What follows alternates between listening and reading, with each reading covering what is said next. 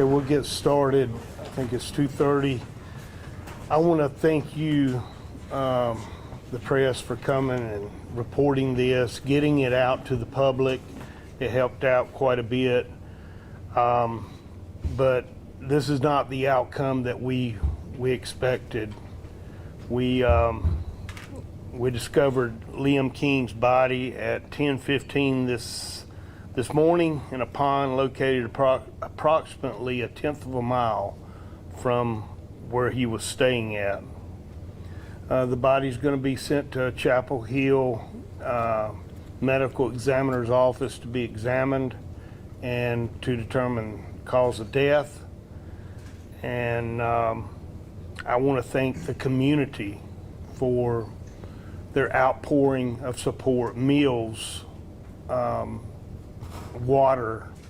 We couldn't ask for any better support from the neighbors and citizens down in that area, the businesses in southern Randolph County that supported us. The number of volunteers that showed up that were experienced in search and rescue. We had them all the way from New Hanover County. And, you know, that's what it's all about, sheriffs helping sheriffs in a time of need. And I wish we had positive information to give you, but hopefully we can learn something from this and be better next time. Our goal was to find him alive, and we did not achieve that goal. I want to thank all the people behind me that spent most of the last 50 hours working either at the airport or at our command bus on Forest Hills Drive. I will open it up for any questions that you may have. Sheriff, we saw you pretty emotional over there. Can you speak to that? Anytime you deal with a child, you know, you become somewhat emotional. You know, we all have kids. I've got grandkids, and you put yourself in that position. And you know, this child had a life to live, and it was taken away from him. And I know he's in a much better place now, though. Is there any sort of reason to believe there was any foul play involved in this, or is it confirmed that he did run away? We're in the process of investigating that at the present time. We're not going to rule it out. We're going to check and make sure that everything's good with the body, and the medical examiner will do a thorough investigation and examination of Liam's body. And around how long? It will take several weeks.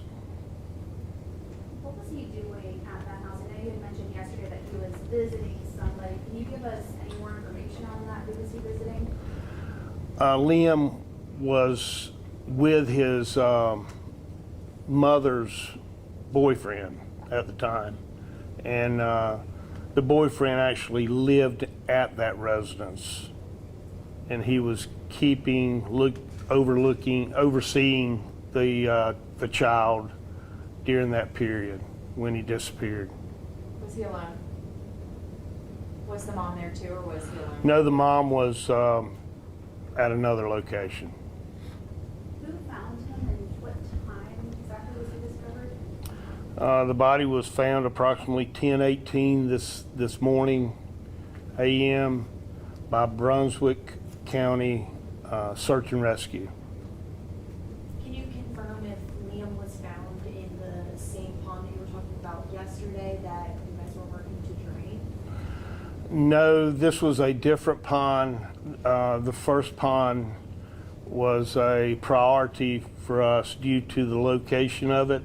It was on the property or closest to the property where he was at. And it gave us a flag, red flag, that he could possibly be in that pond. After searching it, draining it, we moved on to the next pond. How many miles away was that from? It was approximately 1/10 of a mile away from the residence. Was that an area he frequented with his family, friends? He had been there a couple of times. And can you explain to us, just for people who don't know this area, just how many ponds are in that little area? We, we're a farming community here in Randolph County, and, there's ponds that I never knew existed in that area until we started walking, and you would find ponds located here and there.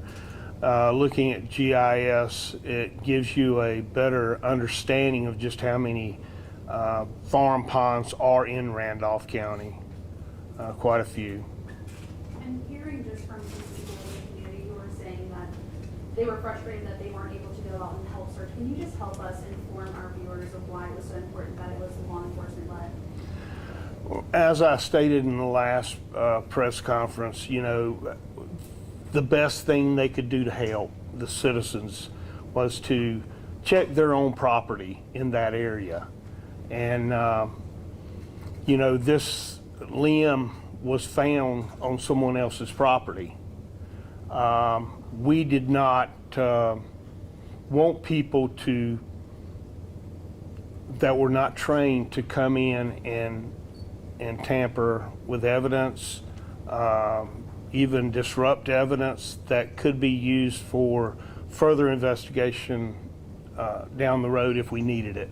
And that would, you've got people that are untrained that don't know really what to look for. And that's why we had trained individuals go out initially and look at all the possible places he could possibly be. What kind of evidence were you looking for? Anything in this type case, from clothing, lost shoe, just any indication of the direction in which he may have been traveling. I know we're still early in this investigation, but could we expect charges against the boyfriend? We will have to, we're at the very beginning of the investigation, and we will have to look at everything, take all the evidence for the district attorney, and go from there. It's too early to say. There's a program called Project Lifesaver that's implemented in Wake County. It provides bracelets to kids who have cognitive impairments for a place to be able to track them. Is that something you guys could possibly implement in the future, or plan to implement something like that in case this does occur in the future? That would be very helpful to us. We have that same program with dementia patients here in Randolph County, and it would be very helpful. It would lead us straight to that person.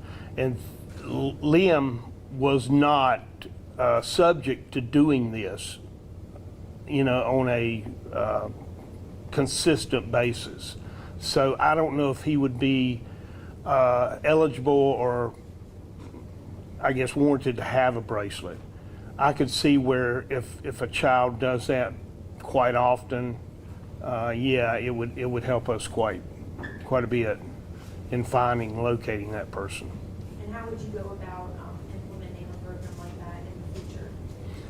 We would look at it. The first thing is knowledge. I want to get someone to come in and talk to us about. I learned a lot, and we all learned a lot about dealing with the cognitive decline, the person who we think is slow, but they're really not slow. They're smart, and we want to learn as much as we possibly can about the condition he had. And there's a program that is circulating in the state of North Carolina now that offers that, and we're talking neighboring sheriffs about having that program come to us and where we could sit down and learn more about autism. Do you know which parent was the primary caretaker for Liam? I do not know. Do you know if his father is involved in any way in his life? Or was he? I think he is, yes. Have you spoken to the family? How are they doing? They're, tore up. As you might could imagine, the mother is, she was out there every minute of that search time, and she's doing as any mother would do, coping with it minute by minute. And just pray for her, pray for the family, and pray for these people behind me. They're the ones that pulled him out of the pond.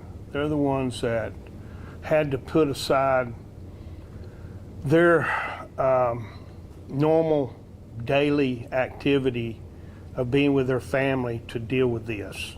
They're the heroes that I look up to each and every day. Was he found on the edge of the pond or within the pond? It was near the edge, and we had checked that pond before initially, and there was nothing. We did not locate the body. That was my next question, actually, was there any evidence that maybe he had been wandering around these past few days and then just ended up there, or did it seem like maybe he had been there the whole time? Well, it appeared to our investigators that he went to the first pond that we tracked him with GPS, the phone ping. It showed that he was at that pond, and then went down a main logging road, and that logging road ended up at this pond. And that was a 1/10 of a mile from the house, approximately 700 feet, maybe a little over. So you're saying he had a phone on his person? He had a phone, but it did not operate a lot of the times. We did try to use it, the technology that we have to ping his location, and we utilized that to put us at the first pond. That's why that first pond was very important for us to look at and search. So to clear up some confusion with some people who obviously are not here and doing the investigation online, whenever you learned of his disappearance, you saw the GPS where he was located, you started at the pond, correct? We started in the house where he originally was, and we searched every bit, and then we continued outside and did a perimeter search of the outside, and it led us to the pond. Do you have a final message for our viewers? No, I just want to say that thank you for your support, Randolph County citizens. They're the best, and I want to thank these men and women behind me for putting their family to the side and going to help someone else's family. That's what it's all about. And, just continue to pray for the King family because they will need it. Can I ask you, you mentioned that it was Brunswick County. Of course, they're coastal county, they're not close to here. Was there something about the expertise or the technology they brought to that helped lead to that discovery? No, I don't think it had anything to do with the expertise. That was their next area to search. And, I think anybody trained in search and rescue would have found the body. Can you confirm, was the mom, boyfriend, and the father of Liam a part of the search efforts, and were there any other family members who came out? We communicated with them throughout the search. But as far as them participating in it, no. And he did not have a history of wandering away. No. Okay, do you know what the boyfriend was doing at the time that he left the house? That will be part of our investigation. Can you share more just about, I know we talked about this a little bit yesterday, but just curious about the other jurisdictions that came in, what kind of resources they were able to bring in? I know there were some dive teams, different things like that. Can you just kind of elaborate on that? We had technology from drones, airplanes. We had SBI airplane. We had our airplane that we have. We have helicopters. Highway Patrol had their helicopter. Brunswick County brought their helicopter. We had infrared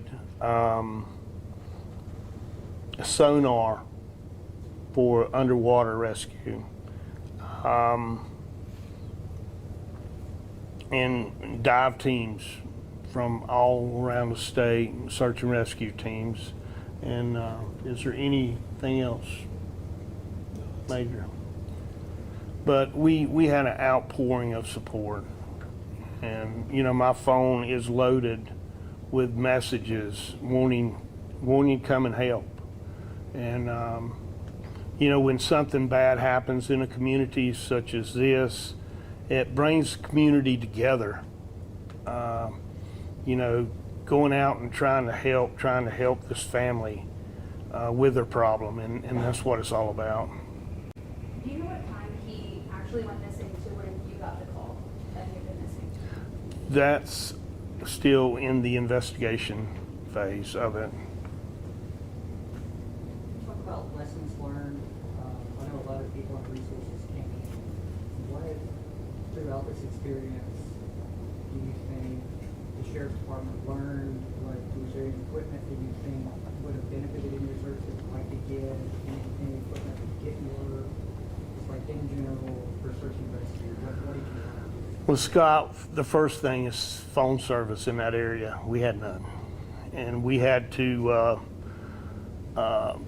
get with emergency operations, state emergency management, and they helped us with the system that is we used out west some time ago for phone service.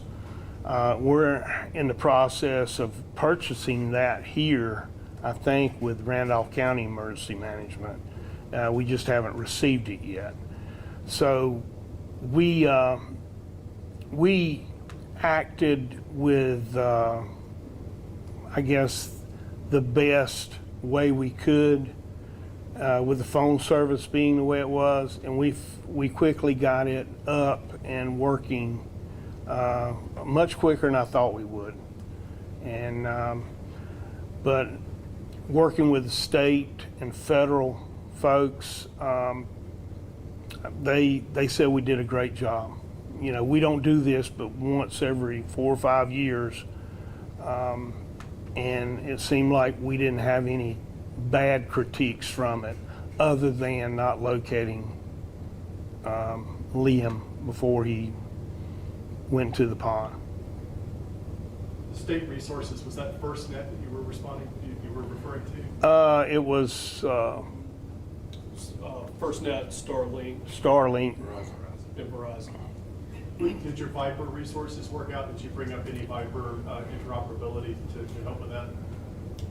We did, but I think Captain Grady could probably speak to that better. Evan Grady, Randolph County Emergency Management. So we did bring in a specialist that is trained through the state North Carolina Emergency Management System to help deal with communication issues, failures, shortcomings. So he, through Chatham County, brought some equipment, a trailer, some cellular data equipment, and Starlink equipment to boast what we could in that vicinity. As the sheriff said, the site presented a lot of issues with connectivity, and we did the best we can by bringing in that resource.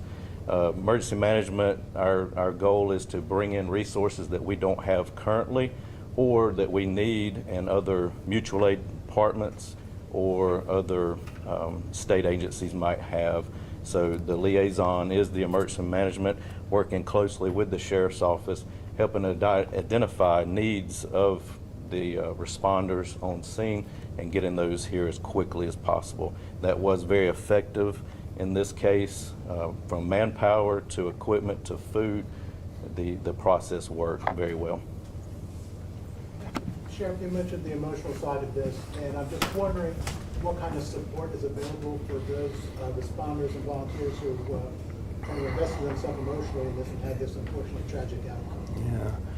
Yeah. Back in 2018, when I started as a sheriff here, we started a peer support team, which is a group of individuals that are trained and also work alongside you day to day, that can counsel you, that can look and see if there's any inconsistencies with your behavior after seeing something like this or experiencing something like this. So we're here helping each other, and that will continue throughout the next year, I'm sure.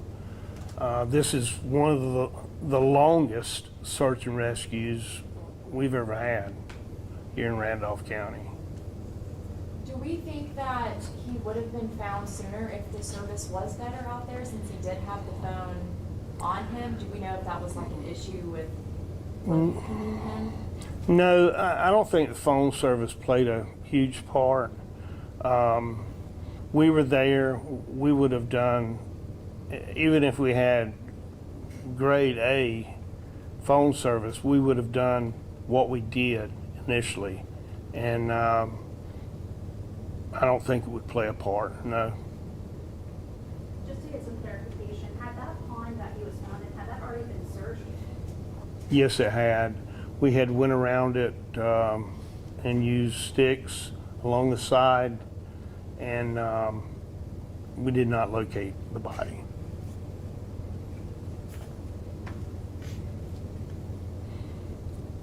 Any other questions? I want to thank you personally. I know y'all spend a lot of time down there. I appreciate it, and anytime you deal with the death of a child, you've got to handle it very tactfully, and you guys and girls did a great job doing that. So thank you.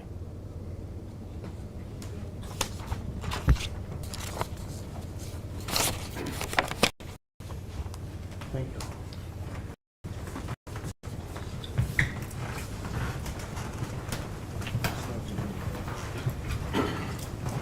Yes, sir.